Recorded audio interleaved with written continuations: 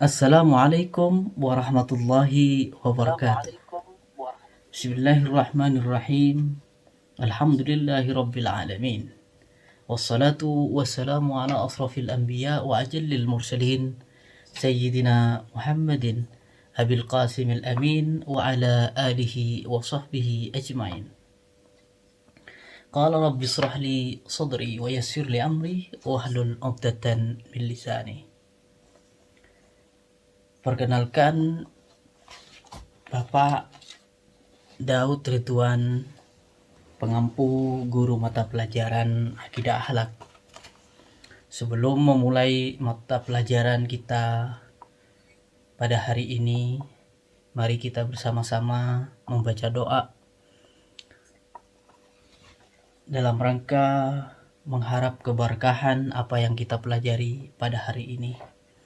Nawaitu ta'alluma wa ta'lim wa tadhakkura wa tadhkir wa naf'a wal intifa' wal ifadah wal istifadah wal hass 'ala at-tamassuk bi kitabillah wa sunnati rasulih wa du'a 'ila al-huda wa dalalata 'ala al-khair ibtigha'a mardatillah wa qurbihi wa sawabih nawaina kama nawa salafuna salih. Al-Fatihah. Baik anak-anak, pada kesempatan kali ini kita akan belajar tentang sifat wajib bagi Allah Subhanahu wa taala. Kemudian pada pertemuan berikutnya kita akan melanjutkan sifat mustahil dan jaiz bagi Allah Subhanahu wa taala. Sifat wajib bagi Allah Subhanahu wa taala, ulama membaginya menjadi 20 sifat wajib.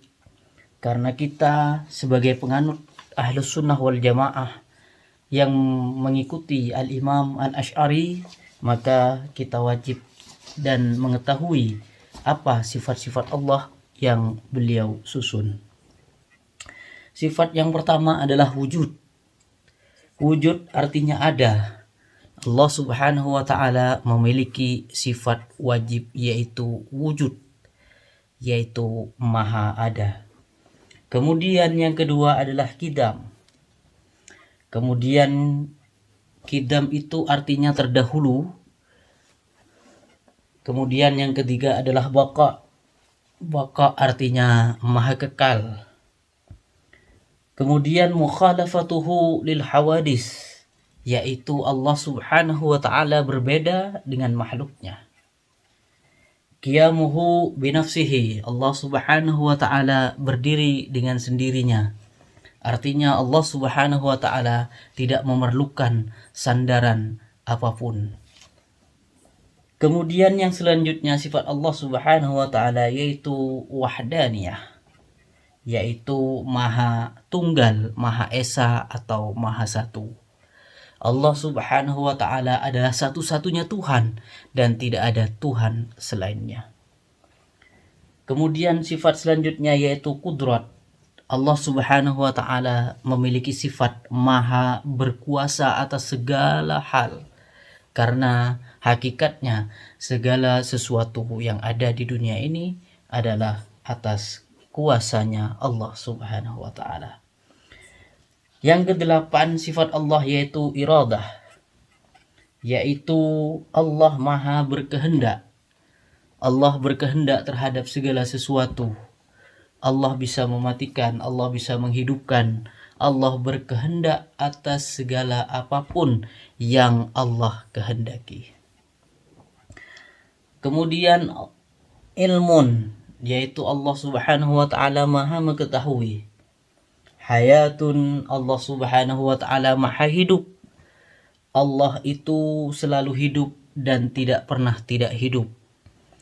Kemudian sama, Allah itu maha mendengar segala sesuatu apapun yang dibicarakan oleh makhluknya, baik secara lisan, hati ataupun gerakan-gerakan yang lain. Basar, yaitu Allah Subhanahu wa taala maha melihat. Allah melihat segala tingkah laku makhluknya. Allah Subhanahu wa taala maha melihat segala apa yang dilakukan oleh makhluknya, baik manusia, hewan, tumbuhan, dan sebagainya. Kemudian yang ke-13 adalah kalam. Allah Subhanahu wa taala Maha berfirman, Maha berkata-kata. Oleh karenanya Allah Subhanahu wa taala itu memiliki sifat kalamun, yaitu Maha berfirman. Selanjutnya Allah Subhanahu wa taala qadiran, yaitu Maha kuasa. Kemudian Allah Subhanahu wa taala itu juga muridan, yaitu Maha berkehendak. Allah Subhanahu wa taala juga aliman, yaitu Maha mengetahui. Allah Subhanahu wa taala juga hayyan, yaitu Maha hidup. Selanjutnya Allah Subhanahu wa taala sami'an, Maha mendengar. Kemudian Allah Subhanahu wa taala basyiran, yaitu Maha melihat. Dan yang terakhir mutakalliman, yaitu Allah Subhanahu wa taala Maha berfirman. Dari 20 sifat Allah Subhanahu wa taala itu dibagi menjadi 4 kelompok. Kelompok yang pertama adalah kelompok nafsiyah. Kelompok nafsiyah ini hanya memiliki satu sifat, yaitu wujud. Sifat nafsiyah adalah sifat yang melekat kepada Allah Subhanahu wa taala secara zatnya. Oleh karenanya Allah Subhanahu wa taala hanya memiliki satu sifat nafsiyah, yaitu wujud. Sedangkan sifat selanjutnya yaitu sifat salbiyah. Sifat salbiyah ini ada 5, yaitu qidam, baqa, mukhalafatuhu lil hawadis, kemudian qiyamuhu binafsihi, dan wahdaniyat. Kelompok berikutnya yaitu kelompok ma'ani, yaitu sifat-sifat Allah seperti kudrat, iradat, ilmun, hayat, sama, basar, dan kalam.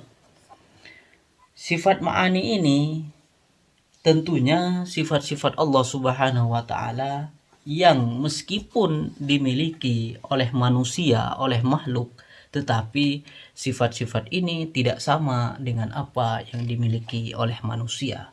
Misalkan ilmun, manusia juga punya ilmu, manusia juga mengetahui, tapi pengetahuannya manusia tidak sama sebagaimana pengetahuannya Allah Subhanahu wa taala. Kemudian yang terakhir yaitu kelompok ma'nawiyah, yaitu qadirun, muridan, aliman, hayyan, sami'an, basiran, mutakalliman. Kita sebagai penganut Ahlus Sunnah wal Jamaah yang mengikuti Imam Al-Asy'ari wajib mengetahui sifat 20 ini untuk lebih mengenal Allah Subhanahu wa taala. Al-Imam Ibn Ruslan Az-Zubat mengatakan, awwalu wajibin 'alal insani ma'rifatul ilahi bistiqani. Hal yang pertama yang wajib diketahui oleh manusia adalah mengenal siapa Tuhannya dengan keyakinan yang kuat.